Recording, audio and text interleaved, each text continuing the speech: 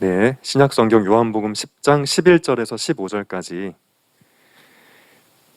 우리 한 목소리로 11절부터 15절까지만 한 목소리로 읽겠습니다. 시작. 나는 선한 목자라. 선한 목자는 양들을 위하여 목숨을 버리거니와 삭구는 목자가 아니요 양도 제 양이 아니라 이리가 오는 것을 보면 양을 버리고 달아나나니 이리가 양을 물어가고 또 해치느니라. 달아나는 것은 그가 삭군인 까닭에 양을 돌보지 아니함이나 나는 선한 목자라. 나는 내 양을 알고 양도 나를 아는 것이 아버지께서 나를 아시고 내가 아버지를 아는 것 같으니 나는 양을 위하여 목숨을 버리노라. 아멘. 네, 사느라 다 고생이 많았죠? 네, 오늘 중고등부 여러분 모두를 예수님의 이름으로 축복합니다. 지난주에 우리가 감수성 게임을 했는데 그 게임이 너무 유치하다는 얘기가 있어서 오늘 더 유치한 게임을 준비했습니다. 벌써부터 기대가 되는데요.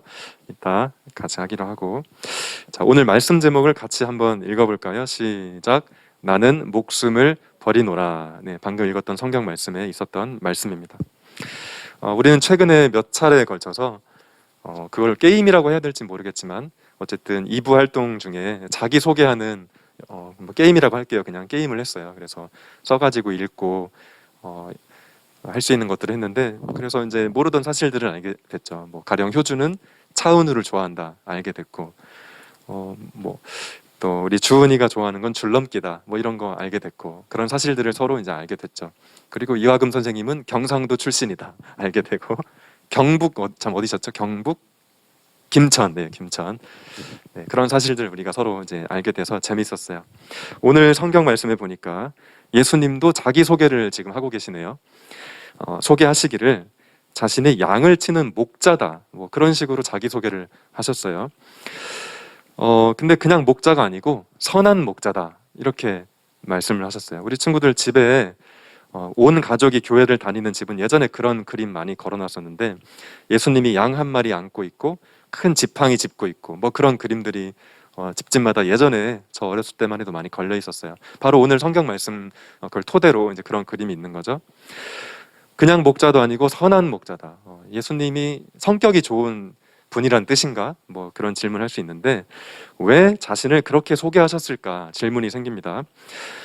제가 가끔 얘기를 하는 것 같은데, 혹시 양떼 목장을 안 가본 친구들이 있으면 나중에 꼭 한번 가볼 기회가 있으면 좋겠어요. 저는 한 2번 정도 가봤는데 굉장히 재밌었어요. 굉장히 재밌고, 그리고 그 도시의 복잡함을 떠나서 산에 올라가서 이제 양들이 노는 걸 보고, 또 건초더미 같은 거 이렇게 먹이로 주고 하는 프로그램이 또 돼 있는데 뭐 한 2, 3천 원 주면 할 수 있었던 것 같아요.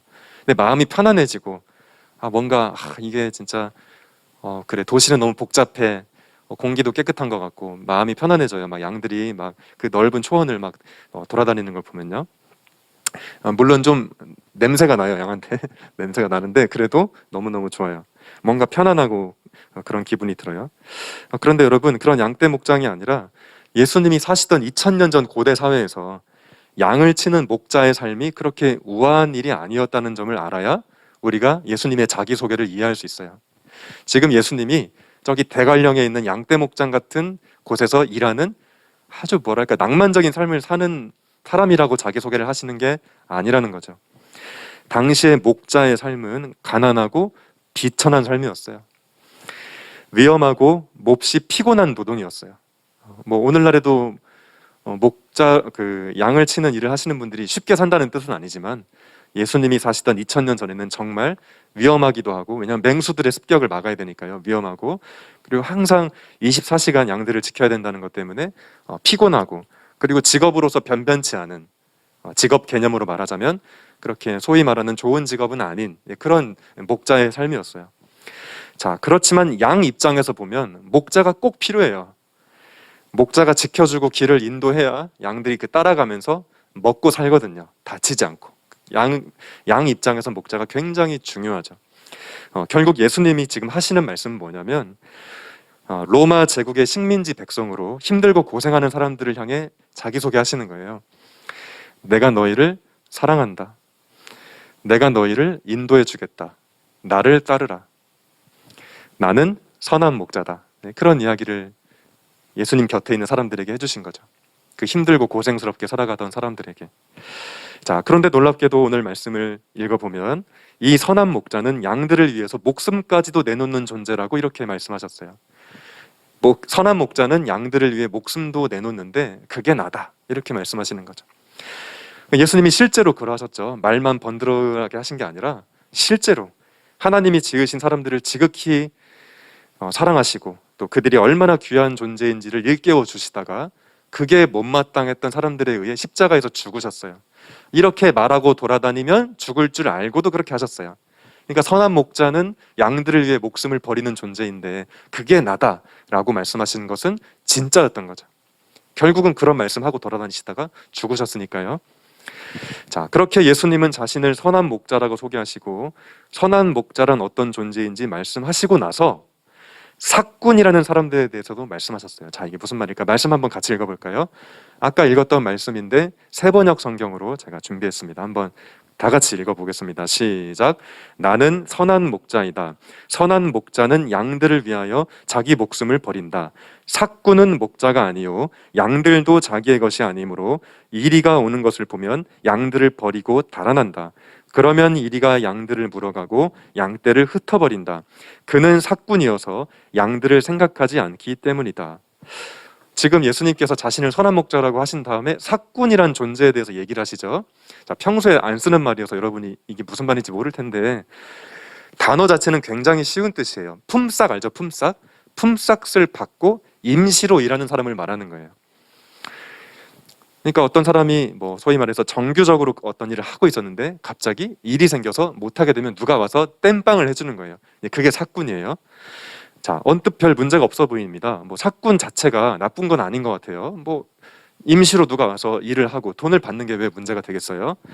자, 그런데 예수님이 삭군 이야기를 지금 부정적으로 하시는 게 느껴지죠. 이런 말씀을 왜 하시는 걸까 질문하게 됩니다. 삭군은, 지금 여기서 말하는 삭군은 평소에 양을 돌보는 것처럼 보이지만, 왜냐하면 돈 받고 일하니까요. 그렇게 보이지만 자기에게 위험한 일이 생기면 언제든 양을 버리고 도망갈 사람들에 대한 이야기를 하고 계세요. 너희들 주변에 삭군이 있다. 너희를 돌보는 것처럼 보이지만 자기의 이익에 따라 언제든지 너희를 버릴 수 있는 삭군이 있다. 근데 나는 아니야. 나는 선한 목자야. 이런 얘기를 하시는 거죠. 지금 이 말씀을 하시는 것은 사실 유대 종교인들과 정치인들을 염두에 두고 하는 말이에요. 이 성경에 보면 제사장, 바리새인 이런 이름을 가진 사람들이 등장하는데, 그러니까 우리로 따지면 목사, 전도사 그런 사람들이에요, 당시에. 자, 근데 그런 사람들이 평소에는 하나님이 어떻고 성경이 어떻고 사랑이 어떻고 이렇게 얘기하다가도 결정적인 순간에 양들을 이용해 먹기만 할 뿐이라는 얘기를 하시는 거죠. 그들에게 중요한 건 사실은 돈과 권력뿐이라는 얘기 하시는 거죠. 너희들 주변에 삭군이 있어. 근데 나는 아니야. 예수님이 이런 자기소개를 하고 돌아다니시는데 유대 정치인과 종교인들이 당연히 예쁘게 봤을 리가 없고, 그래서 십자가에 죽으셨어요. 자, 그런 삭군 같은 사람들을 염두에 두고 예수님은 자신을 선한 목자라고 말씀하셨다는 이 본문에 대한 설명을 제가 지금 우리 친구들과 선생님들께 한 겁니다. 나는 너희를 이용해 먹지 않아. 나는 내가 위험에 처했다고 도망가지 않아. 나는 너희를 사랑하지. 내가 너희를 지킬 거고 그게 목숨을 잃게 하더라도 난 그렇게 할 거야. 이런 얘기를 하고 계세요. 자, 중고등부 여러분, 예수님의 이런 자기소개가 어떤지 모르겠습니다. 예수님은 사람들을 구원하시기 위해 목숨을 바치셨어요. 우리가 그 놀라운 사랑을 받고 있다는 사실을 정말 알고 믿을 수 있다면 저와 여러분의 삶은 정말 든든하지 않을까 생각합니다. 여러분에게 예수님은 누구인가요? 또 교회는 무엇인가요? 이 질문을 하고 싶습니다. 저도 청소년기 때 힘들었고 사실 지금도 사는 게 안 힘든 건 아닌 것 같아요. 삶은 원래 힘든 것 같아요. 특별히 사춘기 시절 그리고 중고등학생 때 참 여러 가지로 힘들 수밖에 없는 이 사회 분위기라는 게 있는 것 같은데, 그래서 늘 우리 친구들 생각하면 이제 안타깝고 기도하게 되고 그렇습니다. 근데 전사님이 좀 찾아보니까, 책을 읽다 보니까 우리나라 학생들이 OECD 기준으로 봤을 때 그러니까 OECD에서 권장하는 성인의 노동량이 시간이 8시간이래요. 근데 우리나라 학생들이 공부를 몇 시간 하는 줄 알아요? 이럴 때 저는 공부 안 하는데요 이러지 말고 평균 14시간을 공부한대요. 그러니까 어른들도 8시간만 일해야 그게 사람답게 사는 거라고 OECD에서 권장하는데 우리나라 학생들은 학원 5개씩 다니고 초등학생이 대답을 어떻게 하냐면 너 학원 왜 다녀? 어른이 물어봤더니 초등학생이 이렇게 해야 결혼 잘할 수 있대요 라고 엄마가 알려줬다는 기사에서 읽었어요. 모든 학생이 그런 답변을 하고 사는지 모르겠지만 그런 학생이 있을 것 같아 진짜. 그 초등학생이 지금 뭘 한다고? 이렇게 해야 시집 잘 간대요. 정말 그 엄마를 한번 면담을 해야 될 것 같아요. 제가 이제 목사도 됐는데 아주머니 왜 그러시냐고 이렇게. 근데 그 학생 진짜 그걸 믿는 거야. 엄마 말씀이니까 믿는 거지. 미안하지만 잘못 배우고 있는 거죠. 근데 어쨌든 그 엄마의 말에 정말 그렇게 정말 그렇구나 동의하는 순간 수능 한 개 틀리면 옥상에서 뛰어내리는 거지. 나는 시집 잘 못 가겠구나 뭐 이러면서. 아무튼 우리나라 학생들 공부 너무 많이 하는데 정말 안타까운 거는 꼭 공부 많이 한다고 힘들다고 하면 엄마 아빠가 꼭 이러죠. 나 때는 말이야 더 힘들었어. 근데 제가 장담하는데 별로 공부 안 했어요. 옛날에는 열심히 하시는 분들도 그냥 맨날 놀다가 수능만 바짝 준비해서 그냥 대학 가고 그랬었어요. 요즘 여러분이 하는 복잡한 입시 전형이 전혀 아니었어요. 그래서 저는 모르겠어요. 여러분이 하나도 안 힘든데 제가 괜히 걱정하는 건가요? 근데 저는 제가 여러분이 공부하는 거 이렇게 유튜브 같은 데로 이렇게 내용 들어보면 이걸 어떻게 하지? 항상 그런 생각이 들어요. 이걸 다 한다고? 언제 놀지? 뭐 그런 생각이 들어서 참 안타깝습니다. 그리고 뭐 한 가지 얘기만 좀 책에서 읽은 걸 잠깐 얘기해 보면 저도 사실 예전에 아무 생각 없이 인싸 아싸 그런 얘기 했어요. 너 인싸냐? 뭐 나 아싸인데 뭐. 근데 그게 재밌는 말인 줄 알고. 근데 가만 생각해 보니까 저는 또 그게 아저씨 입장에서 별 얘기 아닌 줄 알았더니 학생들은 그게 진지한 얘기더라고요.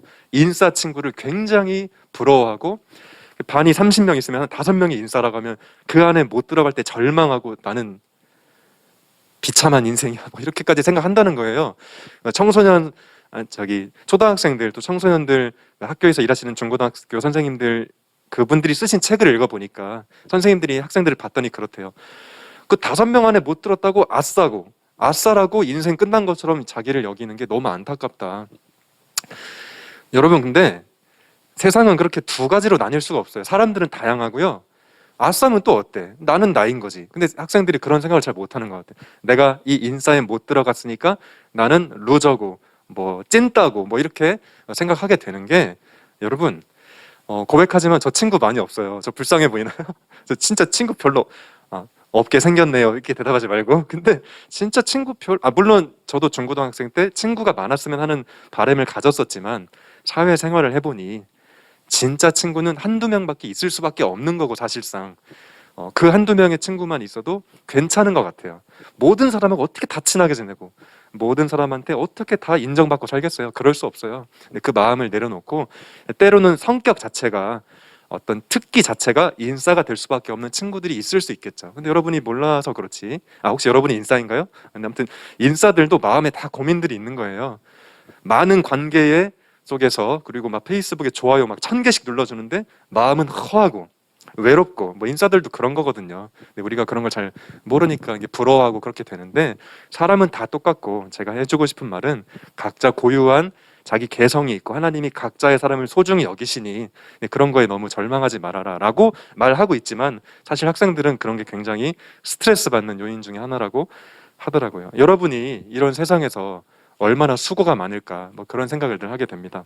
그러나 여러분 로마 제국의 지배를 받으면서 하루하루 허덕이던 사람들을 끌어안으시고 목숨까지 내어주셨던 예수님이 그 똑같은 사랑으로 우리 산이를 사랑하시는 거예요. 성경 속에서 다른 사람을 사랑했던 감동적인 이야기를 읽고 있는 게 아니라 그 예수님이 산이를, 예주를, 효주를, 주은이를, 주아를 그리고 선생님들과 저를 사랑하신다. 그 얘기를 사실 성경은 하고 있는 거예요. 나는 선한 목자다 하는 어떤 뉴스를 제가 여러분에게 소식을 전해주는 게 아니고 그 목자가 나의 목자다. 우리의 목자다. 이 얘기를 하고 있어요. 예수님은 지금 저와 여러분을 위해서도 십자가에서 죽으셨다는 말을 제가 하는 거예요. 그렇게 우리를 사랑하셨다는 말을 하는 거예요. 단지 2000년 전에 그렇게 하셨던 것뿐이죠. 하지만 지금도 유효한 말이에요. 우리를 사랑하신다는 말, 우리를 위해서 목숨까지 버리시기까지 사랑하신다는 말, 다 우리에게 하시는 말씀이에요. 예, 그래서 우리는 귀해요. 인싸가 아닐는지 몰라도 공부를 14시간 동안 하면서 사실 인간성이 황폐된 이 땅에 태어나서 참 고생이 많은데 변하지 않는 사실은 하나님은 예수 그리스도 안에서 우리를 사랑하신다. 잘생기지 않았어도 혹시 공부를 못해도 여러분이 잘못한 건 아무것도 없어요. 죄책감을 갖지 마세요. 여러분이 잘못한 거 없어요. 세상은 그 어떤 기준에 미달하면 죄책감을 갖게 만들고 절망하게 만드는데 우리를 속이는 거예요. 여러분은 귀해요. 너무너무 귀해요. 예. 그냥 세상이 미쳐 돌아가는 것뿐이지 우리는 잘못이 없어요. 예. 예수님 안에서 우리 모두 소중하다는 사실을 믿고 또 이 사실을 알지 못하는 친구들에게 그걸 알려주면서 서로 행복하게 살 수 있다면 우리는 잘 살 수 있어요. 그런 의미에서 복된 삶을 살아가는 저와 여러분이 되면 참 좋겠습니다.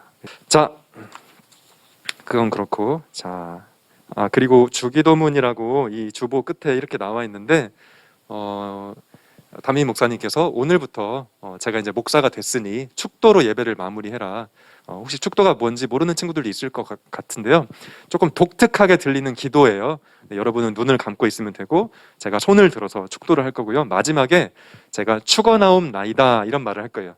축원하옵나이다 하면 여러분이 아멘 하면 이제 끝나는 거예요. 그럼 반주가 나올 거고요. 자, 앞으로 그렇게 축도로 예배를 마치도록 하겠습니다. 자, 다 함께 자리에서 일어나서 우리 함께 파송 찬양을 부르고 축도로 예배를 마치겠습니다. 네.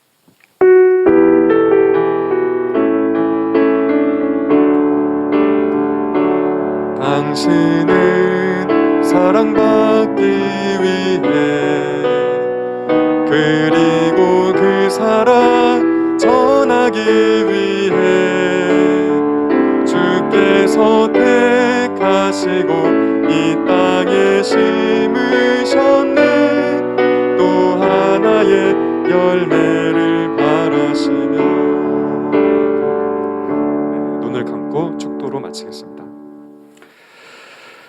이제는 우리 주 예수 그리스도의 은혜와 하나님 아버지의 놀라운 사랑과 성령 하나님의 인도하심과 돌보심이 이 시간 함께 예배하는 중고등부 학생들과 선생님들 위해, 그리고 이 세상에서 이런저런 모습으로 고통받고 신음하는 사람들 위해 지금부터 영원까지 함께 계시기를 축원하옵나이다.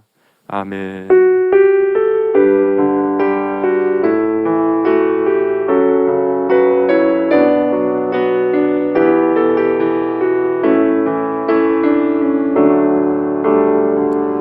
네, 예배를 마쳤고요. 바로 여기 앉아서 잠깐 우리 2부 순서를 진행하겠습니다.